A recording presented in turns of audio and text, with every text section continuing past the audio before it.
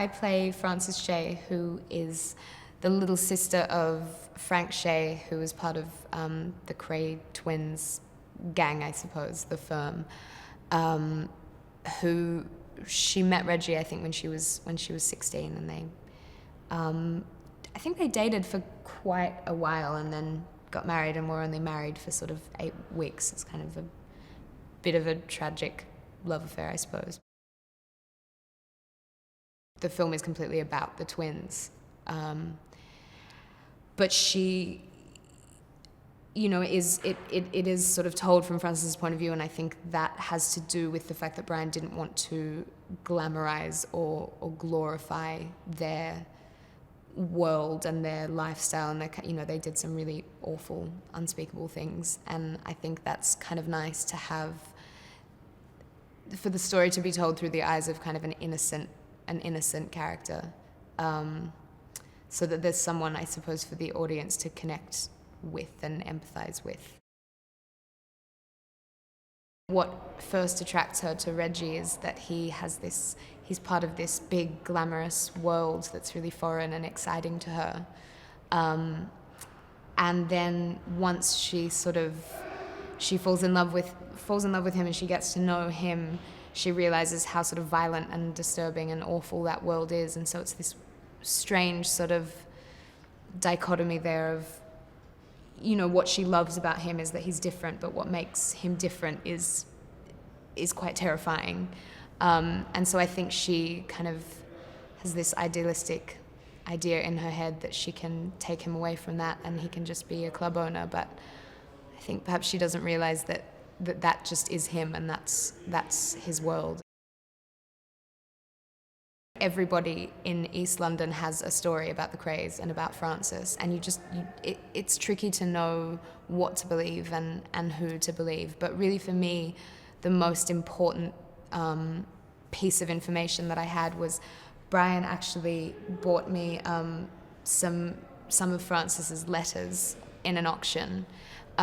2 letters that she wrote to Reggie, one where she was still kind of like head over heels in love with him, and one where their relationship's coming to an end and she was really quite awful and kind of hateful towards him. And that's really what I held on to the most and really kind of studied that. I felt like to actually have something that she'd written was sort of the truest, you know, piece of her. It's fantastic working with Brian. It's been a dream. It's been really, really great. He's such a sort of calm, grounding presence to have around, which is really helpful. Tom likes to improvise a lot. For me, at first, it was completely terrifying, just because, you know, I'm working with this accent that I'm not particularly familiar with. I'm doing sort of a Cockney accent.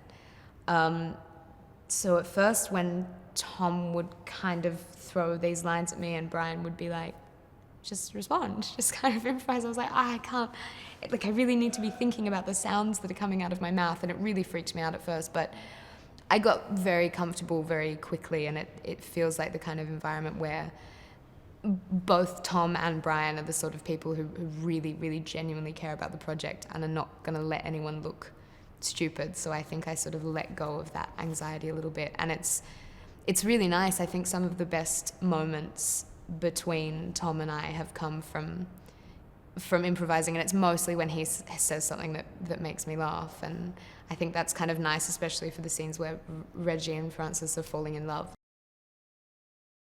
Tom will come in as Reggie, and then we'll shoot the scene with him as Reggie, and then he'll go away for an hour and come back as Ron, and it's unbelievable. Like, the transformation is ridiculous, to the point that when he's doing a scene as Reggie, I'm just like so comfortable and happy. And as soon as he comes in as Ron, after 3 months even, it's always a bit like, oh, I don't like Ron very much. Like, he kind of gives me the creeps a little bit, which is great, because that's exactly, you know, how it's supposed to be in the story.